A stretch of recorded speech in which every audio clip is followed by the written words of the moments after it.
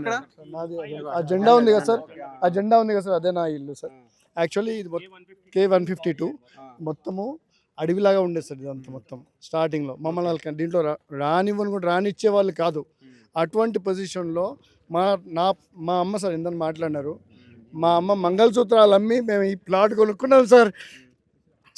నేను ఇంత చిన్న పిల్లాడిని తెలుసా, మాకు ఇల్లు ఖాళీ చేయమంటే, మాకు ఇల్లు లేదంటే ఒక ప్లాట్ కొనుక్కుంటామంటే ఒక ప్లాట్ కొనుక్కుంటాను సార్. అప్పుడు అదే పట్టుదలతో నేను ఇక్కడ ఉన్నాను సార్. నేను వచ్చి ఇక్కడ ఉన్నాను, షెడ్ వేసుకున్నాను. ఇక్కడ అడవి ఉండే, నేను మాల వేసుకొని అక్కడ ఉన్నాను సార్. నేను మొత్తం అంతా అడవి, ఇక్కడ ఎవరు లేరు తెలుసా. నేను ఒక్కడిని ఉన్నాను ఇక్కడ ఇక్కడ ఉన్నాను సార్. ఇప్పుడు కట్టుకున్నాను సార్ అక్కడ ఇల్లు, అక్కడ ఉన్నాను సార్. అక్కడ ఇంట్లో ఉంటున్నాను, సోలార్ పెట్టుకొని ఉంటున్నాను సార్. నేను ఎందుకు ఇప్పుడు వాళ్ళు కరెంట్ బిల్ కట్టలేదు తీసేసినాం? అది కాదు, అది వేరే సార్. అది మేము కరెంట్ మీటర్కి వేస్తున్నాము.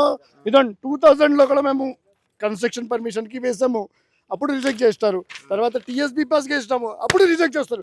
ప్రతిసారి రిజెక్ట్. ఏం చేయాలి సార్ మా బతుకులు? ఇదేనా సార్? చివరికి మేము కూడా చావాలా?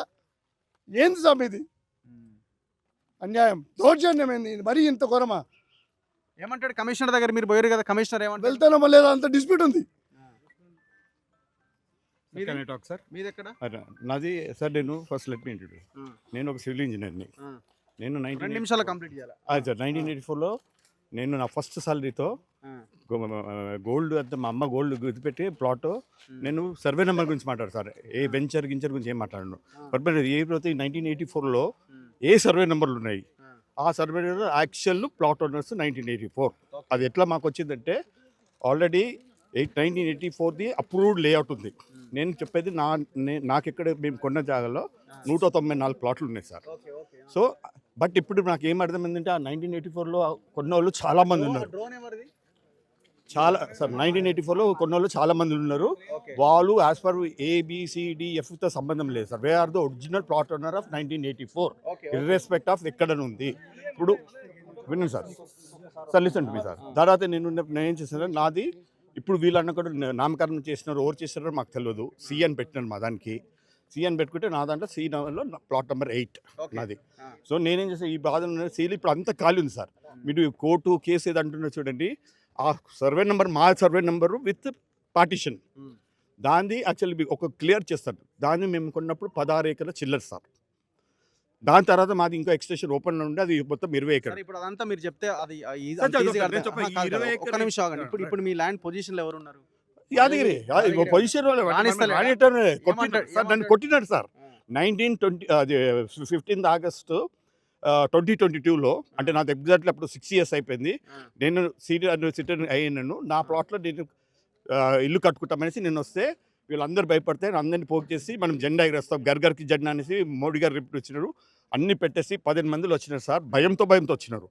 బెదిరిస్తారంటే మా వాళ్ళని కాదు సార్, ప్రతి ఇక్కడ ఉన్న అన్ని సీనియర్ సిటిజన్స్ని నరకం చూపించినారు.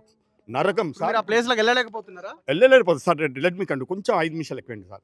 ఆ ప్లేస్ అది నాకు సబ్జెక్ట్ తెలుసు. ఇప్పుడు ఆ సబ్జెక్ట్ జనాలకి నాకు అర్థమైంది. మీ ల్యాండ్ని ఆయన కబ్జా చేసిండు. ఏం పెట్టిండు? బ్లూ షీట్లు పెట్టిండా? గోడ ఏం పెట్టలేదు సార్. నా ల్యాండ్ ఓపెన్ ఉంది. నా ల్యాండ్ సార్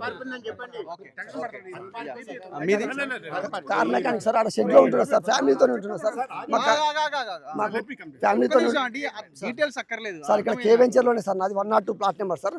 ఫ్యామిలీతో ఉంటున్నా సార్. నాకు కరెంటు లేదు, ఏం లేదు సార్. పాములు ఉంటే ఇక్కడే ఉంటున్నాం సార్. మేము కిరాయిలు కట్టుకోలేక ఊళ్ళో చిన్నది అమ్మమ్మ వాళ్ళు ఇస్తే దాంట్లో ఉంటున్నాము.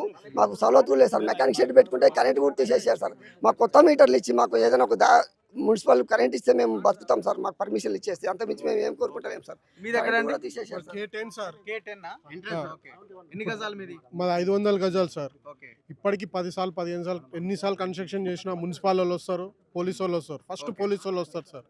పోలీసు వాళ్ళు వచ్చి సైరన్ కొడతారు, మీరు ఫస్ట్ వెళ్ళిపోతున్నారా, పని వాళ్ళందరినీ కబ్జా చేస్తారు, తీసుకెళ్ళిపోతున్నా అంటారు.